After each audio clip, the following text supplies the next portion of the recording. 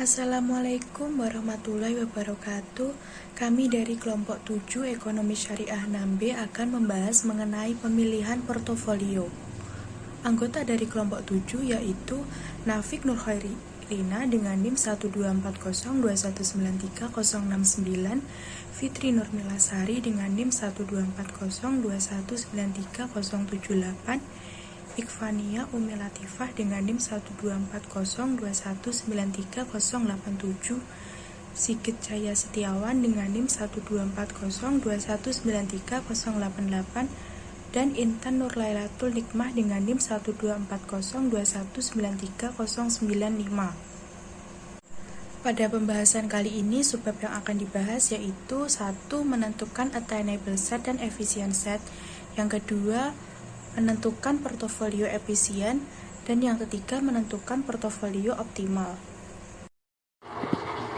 Untuk materi yang pertama yaitu menentukan attainable set dan efficient set. Investor dapat memilih kombinasi dari aktiva-aktiva untuk membentuk portofolionya. Seluruh set yang memberikan kemungkinan portofolio yang dapat dibentuk dari kombinasi N aktiva yang tersedia disebut dengan opportunity set atau attainable set. Semua titik di attainable set menyediakan semua kemungkinan portofolio, baik yang efisien maupun yang tidak efisien, yang dapat dipilih oleh investor. Akan tetapi, investor yang rasional tidak akan memilih portofolio yang tidak efisien. Kumpulan set dari portofolio yang efisien ini disebut dengan efficient set atau efficient frontier. Attainable set yang sering disebut dengan sebagai opportunity set merupakan seluruh set yang memberikan kemungkinan pembentukan portofolio dari aset-aset yang tersedia. Semua titik kombinasi aset dalam attainable set adalah portofolio yang efisien dan tidak efisien yang nantinya dapat dipilih oleh investor. Yang selanjutnya, efficient set merupakan kombinasi aset yang memiliki return ekspektasian yang lebih tinggi untuk resiko yang sama atau resiko lebih rendah untuk return ekspektasian yang sama. Bentuk attainable set dan efficient set akan berbeda tergantung dari korelasi kedua aset yang dalam hal ini merupakan saham. Berikut ini yang akan dibahas mengenai beberapa aktiva yang beresiko di dalam portofolio. Yang pertama yaitu korelasi aktiva sekuritas adalah positif sempurna. Pada korelasi yang bersifat positif sempurna ini terdapat dua buah aktiva A dan B, yaitu pada row AB sama dengan +1, maka varian portofolio di dalam kurung 7 dikurangi 9 menjadi dalam rumus sigma B kuadrat sama dengan A kuadrat dikali sigma A kuadrat plus ditambah B kuadrat dikali sigma B kuadrat ditambah 2 dikali A dikali B dikali sigma A dikali sigma B. Selanjutnya terdapat deviasi standar portofolio dengan korelasi positif sempurna. Terdapat rumus tersebut. Sigma B sama dengan A dikali sigma A dikali dalam kurung 1 dikurangi A dikali sigma B, atau sigma P sama dengan sigma B dikali dalam kurung sigma A dikurangi sigma B dikali A. Apabila menunjukkan fungsi linear deviasi standar dengan intercept sigma B dan slope dalam kurung sigma A dikurangi sigma B, slope yang akan bernilai positif untuk sigma A lebih besar sigma B. Kemudian mengenai beberapa aktiva yang beresiko di dalam portofolio, pada poin kedua yaitu tidak ada korelasi antara sekuritas.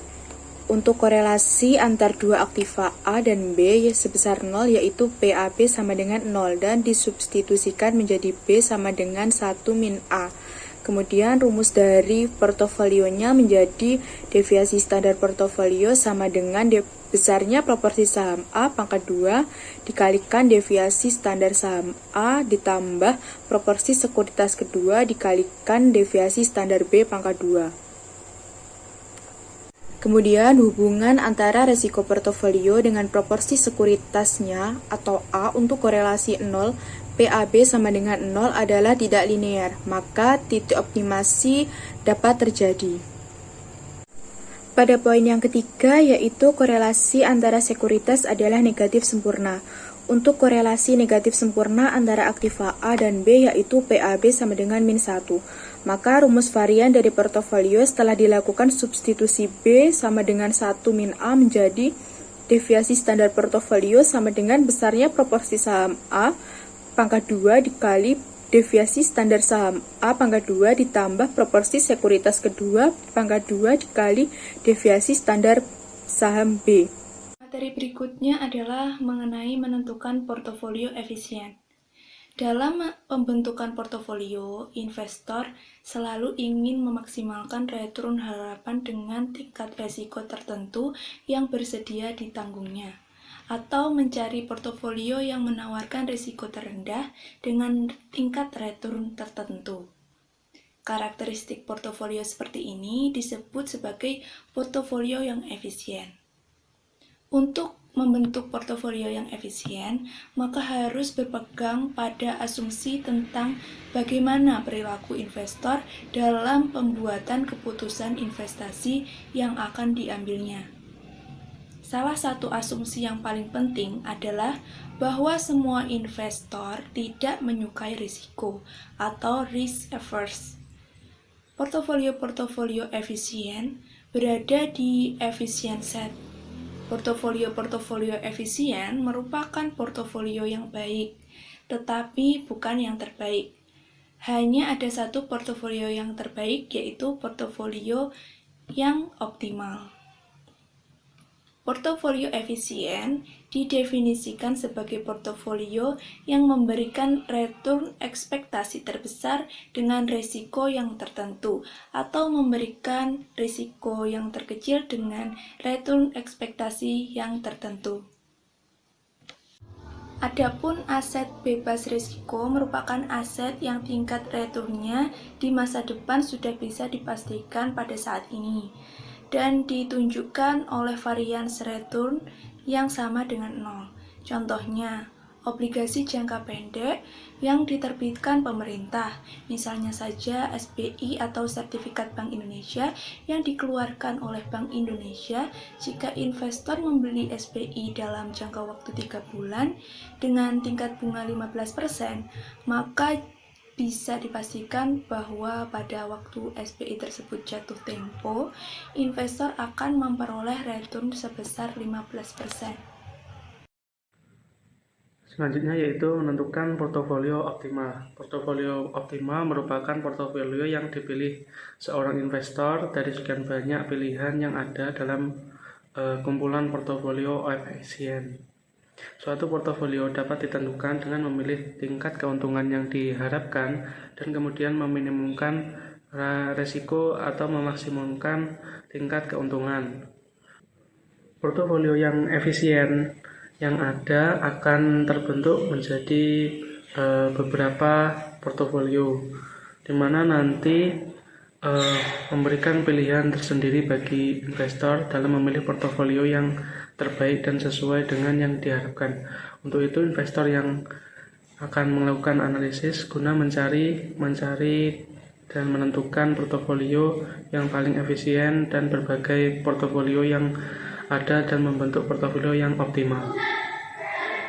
Portofolio yang optimal ini dapat ditentukan dengan memilih tingkat return ekspektasi tertentu dan kemudian meminimumkan risiko atau menentukan tingkat risiko yang tertentu dan kemudian memaksimumkan return ekspektasinya.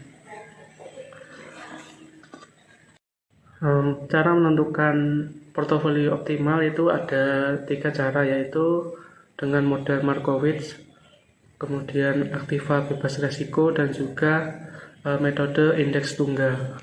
Nah, dalam kelompok kami ini akan membahas metode menentukan portofolio optimal dengan cara model Markowitz. Yang pertama yaitu portofolio optimal berdasarkan preferensi investor model Markowitz.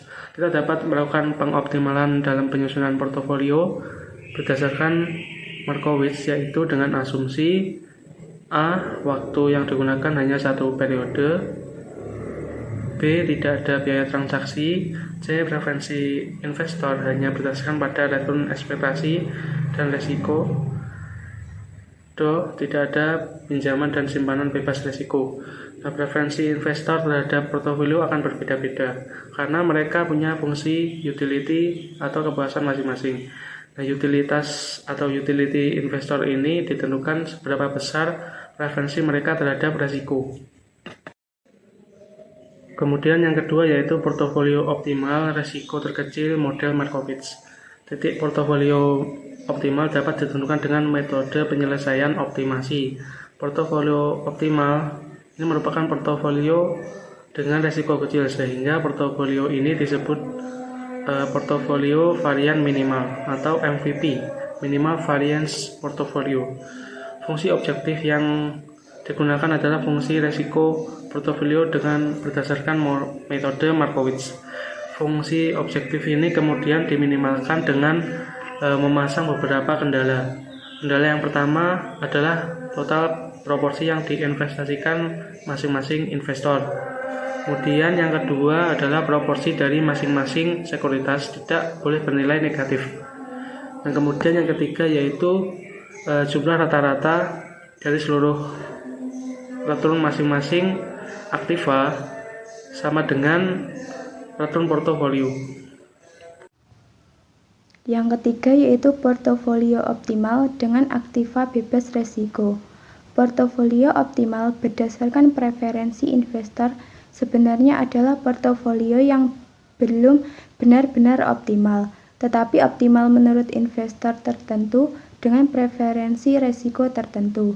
Demikian juga portofolio optimal Markowitz belum benar-benar merupakan portofolio yang optimal, tetapi hanya optimal untuk risiko portofolio terkecil atau MVP, minimal variance portfolio. Portofolio yang benar-benar optimal secara umum atau tidak tergantung preferensi investor tertentu dapat diperoleh dengan menggunakan aktiva bebas risiko. Suatu aktiva bebas risiko dapat didefinisikan sebagai aktiva yang mempunyai return ekspektasian tertentu dengan risiko yang sama dengan 0. Yang keempat, portofolio optimal dengan adanya simpanan dan pinjaman bebas risiko. Portofolio optimal secara umum sebelumnya hanya memasukkan aktiva-aktiva berisiko ke dalam portofolionya. Aktiva bebas risiko hanya digunakan untuk menentukan letak dari portofolio optimal, tetapi tidak dimasukkan sebagai aktiva pada portofolionya. Dengan adanya aktiva yang bebas risiko, misalnya sertifikat Bank Indonesia, investor mempunyai pilihan untuk memasukkan aktiva ini ke dalam portofolionya. Karena aktiva bebas risiko variannya sama dengan 0, kovarian antara aktiva bebas risiko dengan aktiva berisiko lainnya akan menjadi sama dengan 0. Investor dapat memasukkan aktiva bebas risiko ke dalam portofolio optimal aktiva berisiko ke dalam bentuk simpanan ataupun pinjaman. Dalam bentuk simpanan berarti membeli aktiva bebas risiko dan memasukkannya ke dalam portofolio efisien aktiva berisiko. Sedangkan dalam bentuk pinjaman berarti meminjam sejumlah dana dengan tingkat bunga bebas risiko ataupun atau menjual aktiva bebas risiko dan menggunakan dana ini untuk menambah proporsi di portofolio efisien aktiva beresiko. Pada kenyataannya, tidak semua investor dapat membeli ataupun menjual aktiva bebas risiko dengan risiko tingkat pengembalian yang sama, yaitu sebesar return bebas risiko. Umumnya, investor dapat membeli atau menginvestasikan dananya dengan tingkat return bebas risiko, yaitu misalnya dengan membeli sertifikat Bank Indonesia. Akan tetapi, investor biasanya harus meminjam dengan pengembalian yang lebih tinggi dari tingkat return bebas risiko.